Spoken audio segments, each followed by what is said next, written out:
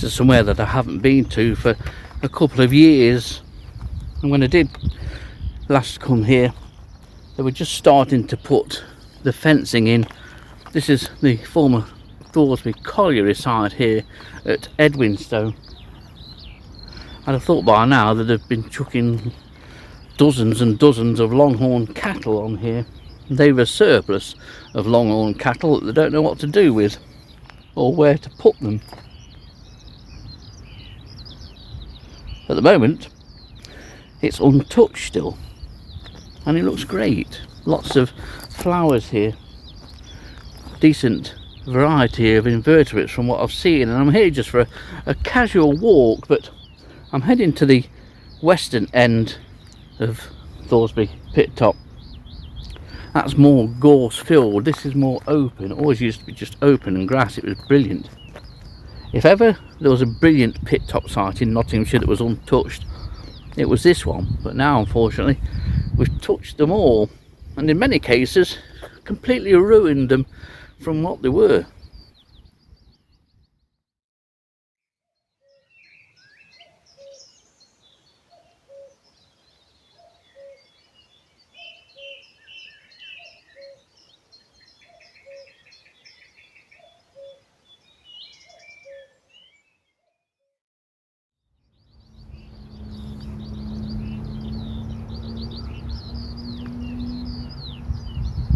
It's not until you get onto a former colliery site that you realise just how much material came out of the ground. The lowest part where you're looking, where the houses are now, they're all new builds, and this flattened out area, which I'm presuming is where a lot of the industrial area is going. And there's more houses being built as well.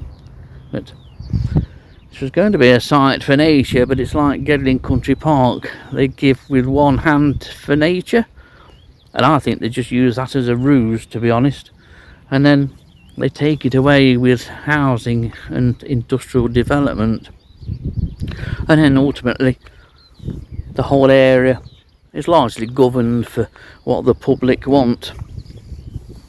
That's the experience I've had with pit tops in Nottinghamshire. A great opportunity missed to give something back to wildlife. It's hard to imagine how this land would have been, but it would have all been at that level that you can see there.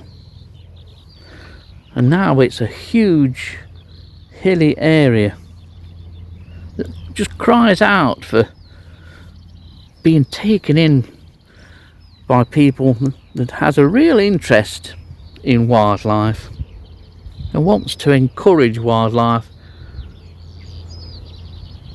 This could have been, like so many other pit tops, an absolute blank canvas for conservation organisations to really create something.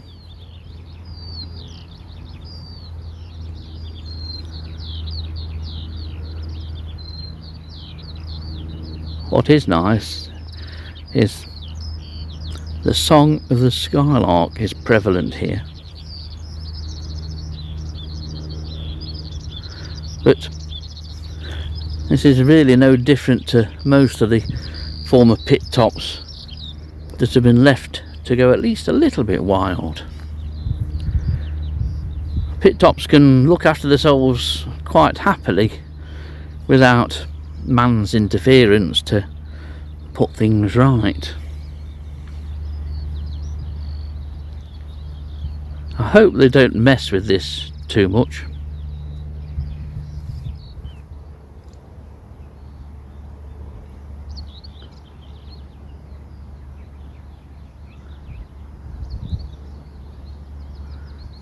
I love to watch the shadows of clouds drift across the landscape. There's been a lot of planting, or at least attempted planting, of trees on here. I don't know why. There are bamboo canes by the 100 and nothing's growing at the base of those canes, which is very little surprise. We plant these whips far too small, surround them with plastic to stop them being eaten. You might as well leave them off, because the plastic strips just more or less melt the plant that's within. Better off to plant more substantially grown trees, really, but ideally I would just leave it, let the scrub encroach and build, and the trees that come with it. Then if you want to, thin them out a little bit. Let a site develop naturally. We interfere far too much because we think that we can. We needed. Nature doesn't need anybody. I don't think so. What a lovely scene this is. Willow warbler, whitethroat here, blackcaps here, garden warblers here, blackbird there,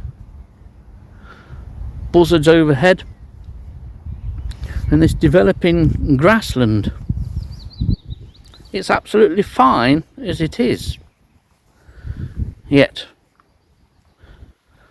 they'll want to interfere with it, because that's what the books say they should do.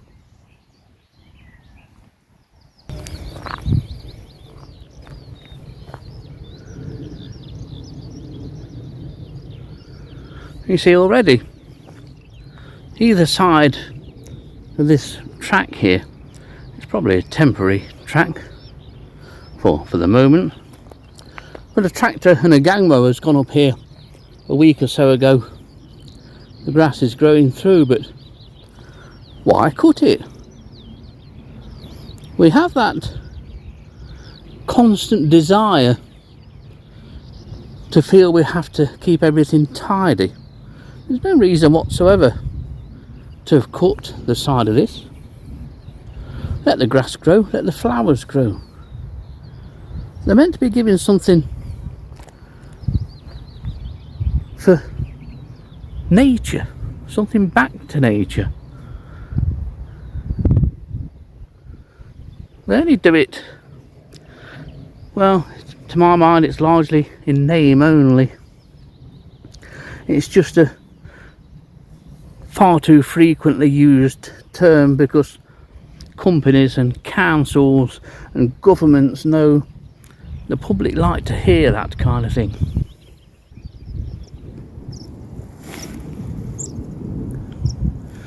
Now here's a delightful plant which seems to have spread inland. This at one time was largely coastal, and this I believe is sea spurry. It's a plant that likes open, dry, sandy sites. Here it's on what we'd call a seepage, where some degree of moisture comes out of the soil, but it has these beautiful little tiny star-like pink to purple flowers.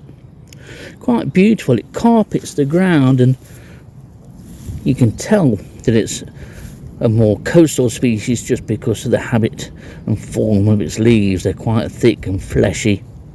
That's obviously to protect it from the salt. Here it doesn't have that problem, and it's doing well. It's also on the nearby Budby South Forest, but it grows more here. It's a lovely little plant.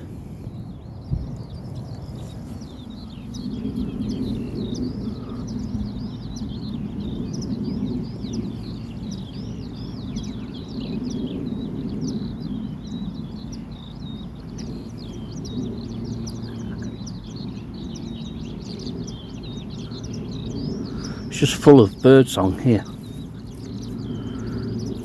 singing, meadowpipits, the males giving their characteristic parachuting display flight, and lots of skylarks.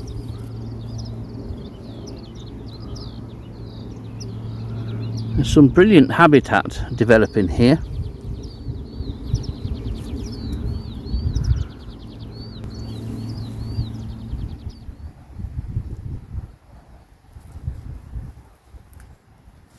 I'm trying to beat the cloud and indeed any rain which is heading into Lincolnshire during this morning, but certainly this afternoon, and signs of the frontal system are evident over there.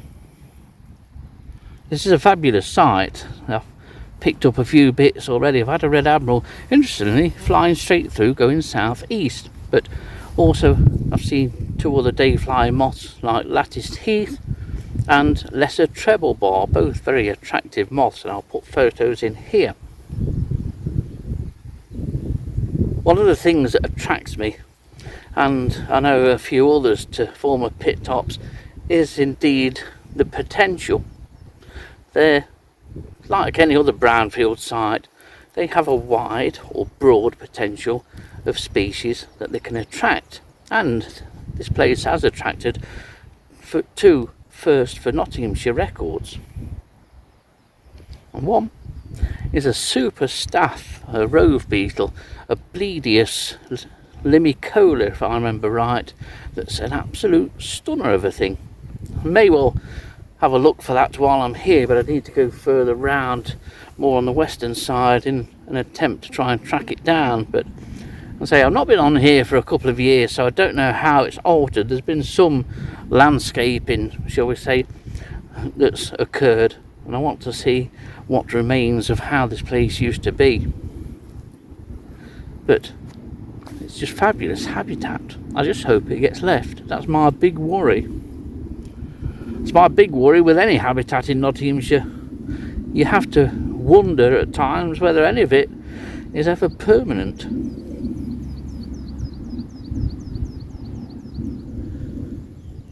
This is especially nice to see. This is a dingy skipper, and I'm fairly certain that this is the first record for Thoresby Colliery. We recorded it, Nick and Samantha Brownlee and myself recorded it on several occasions at Clipson Old Quarter. I'm not sure whether that was last year or 2022, and that was the first record for the Sherwood Forest National Nature Reserve.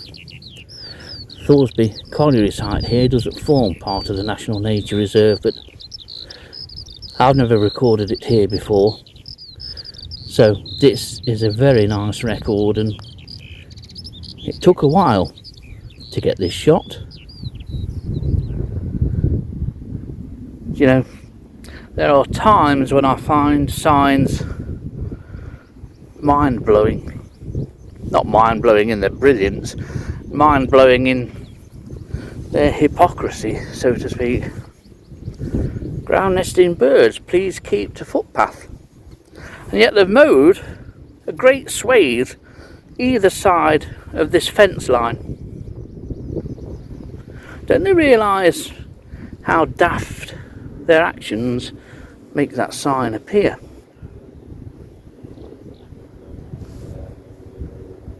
I'm sure they don't think, you know.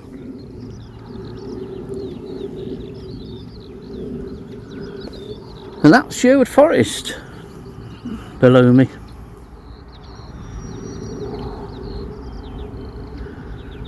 Still looks a massive area from here, and in terms of my viewpoint and what I can see now, it covers most of the land that I can see, especially close by. We have lots of forests here. Lots of it is given over to commercial forestry though, and so the true Nottinghamshire, what was a large proportion of Nottinghamshire many years ago, is now condensed into the area that you can see below.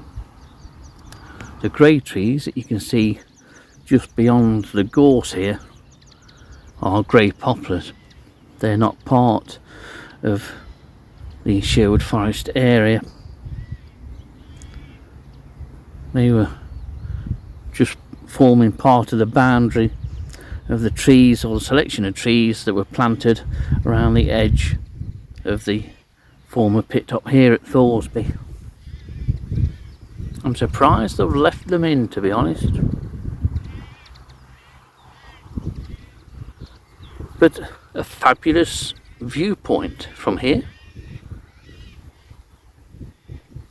all of what you can see is the Sherwood Forest Country Park, which looks a massive area from here.